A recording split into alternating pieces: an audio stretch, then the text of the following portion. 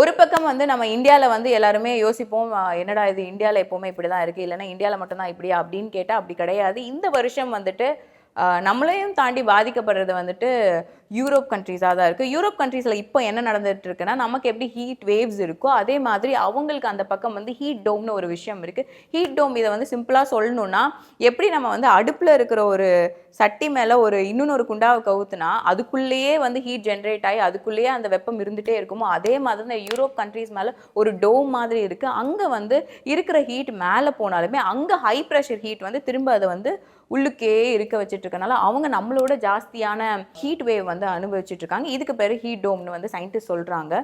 இந்த எல்னினோவா இருக்கட்டும், இந்த சூப்பர் எல்னினோவா இருக்கட்டும், இதனால என்ன நடக்கும்னா வந்துட்டு நம்மளோட தென்மேற்கு பருவமழை இந்த ஒரு மழை தாமதமாக இருக்கும், இல்லைனா மிக குறைவாக இருக்கும்னு சொல்கிறாங்க.